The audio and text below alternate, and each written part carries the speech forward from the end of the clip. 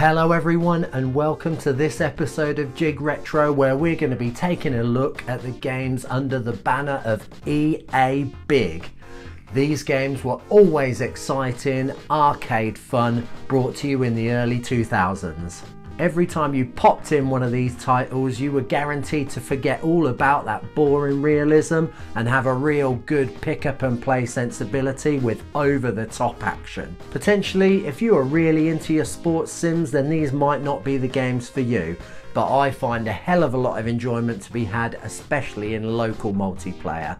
And I think that if you're not even into sports games at all, there's still fun to be had here. If you enjoy this video, then please take a second to like and potentially subscribe. I understand that commenting and sharing are much more time consuming, but please consider doing that also.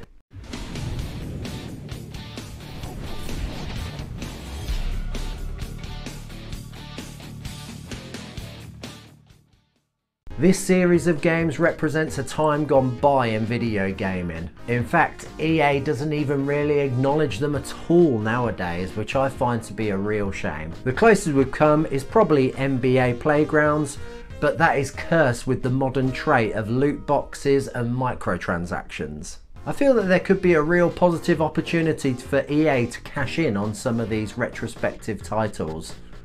They could potentially bring in some indie creators, maybe throw a bit of money at licenses, and create on the whole digital only content, at most reviving or at very least remastering some of these classic games.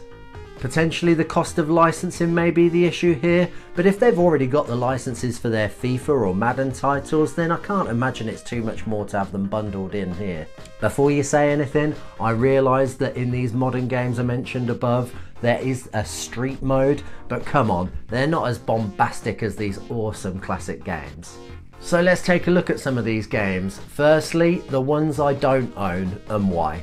FIFA Street. I'll be completely honest with you, these are not a series of games that I've ever given a go or ever owned. Please let me know in the comments down below if it is a series of games that you highly recommend for me. I'm sure I would probably dig it, but I just find that I prefer simulation style football games. My favourite series probably being the ISS and Pro Evolution series of games, and more recent times FIFA. Those have been absolute staples in lads video games nights that I've had over the years. Freak style. Without even owning this one, I can see what EA Big were doing here. Following the success of SSX, they literally created an exact same game with a slightly different sport tag to it. This one being motocross, with more of a rock and metal element to it rather than the neo and techno element of SSX. I'm sure I wouldn't help but enjoy this one for a while, but all the footage that I've seen of it online, the colour palette seems to be different shades of diarrhea brown. Sled Storm. As above really, but even more so as this literally is a game based on snowy mountains, the same as SSX. Again, I'm sure there's fun to be had, and if you're specifically looking for a snowmobile game, then this is going to be the game for you.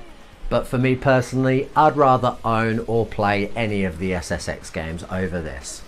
With that said, it's worth noting that actually this game potentially came first, with the original concept being released on the original PlayStation with a game of the same name. Now we're getting to the ones that I do own, and these games are sheer quality and have a lovely variety between them. Shocks. This is a game that I've mentioned on this channel before and I absolutely dig it. Anyone can get something out of this title. It is a super smooth looking arcade rally racer, similar to Sega Rally in a lot of ways, but a lot more novice friendly. It's not a huge campaign type game, which players were really hunting for in this era of gaming, and it shows in the reviews slightly. But for the type of gamer I am nowadays, who likes quick, pick up and play arcade style racing games, then this is the one. I can always stick in the mighty PS2 and get right into it in an instant.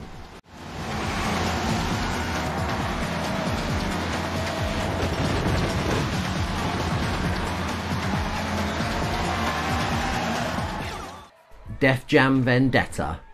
This one is an absolute stonker of a fighting game for anyone who is into that genre. but those who know wrestling games will know of the developer Aki Corporation, whom have already brought us the cream of the crop in wrestling titles that they created for the N64, such as WCW NWO Revenge and WWF No Mercy. These guys had a hand in developing this super imaginative title. Instead of getting a wrestling license, they went for rap artists from the label Def Jam. I feel that this gave them a sense of freedom during development where they could lean more into the over-the-top style moves and a less serious arcade, slightly more button mashing element to the gameplay. This is a pretty popular game in its own right, but if you've somehow missed this, then I highly recommend checking it out, or its sequel, Def Jam Fight for New York. Body him. He's about to set it off.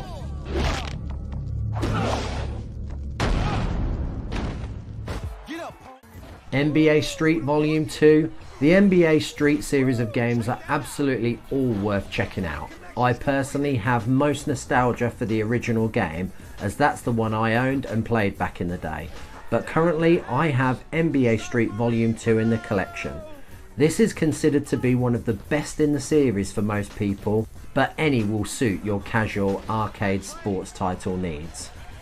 I would suggest that this is a refined version of the arcade classic NBA Jam.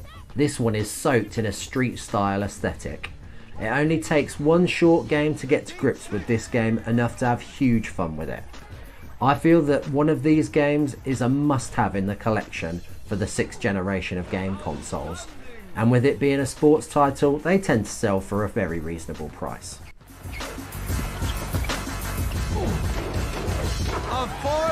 NFL Street 2.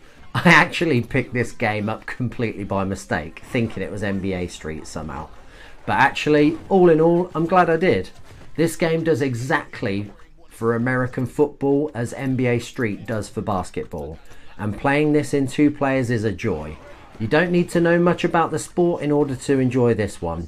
For me personally, I definitely prefer the slightly deeper and even more violent NFL Blitz series of games, but this is a worthy second choice. This series started off well, but with yearly minuscule updates, it was a series of ever diminishing quality, with not enough new elements per iteration.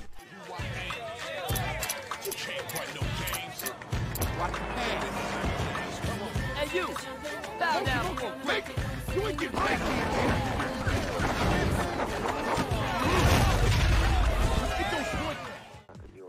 SSX3. I would say that the SSX series of games was the most successful series for the EA big banner, and I really remember loving the first game so much in the early days of me owning a PS2. It was actually a launch game for the system. I think for most people, SSX Tricky is considered the best title in the series, but I own SSX3. I do enjoy this game, and I love the more open world idea where once all separate stages are beaten, you can take the run of your choice down the whole mountain without load times. Think of it as a snowboarding outrun. But also, I think that it is this game where the series started to lose touch with what it was most attractive about the original premise of the games. Outlandish characters, gravity defying moves, fast racing action, and a neon rave colour scheme. I may in fact replace this game with Tricky or the original in my personal collection at some point. I don't know if it's just me or the gap of time I've spent away from this game, but I can't help but think that the controls are slightly less intuitive in this installment than the other games. It may well just be me though.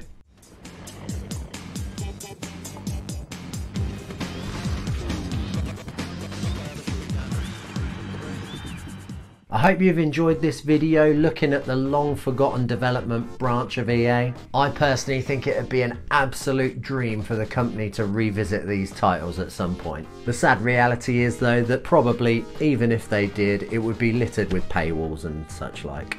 I personally would love to see EA Big rise like a phoenix and come out kicking with these awesome casual games again.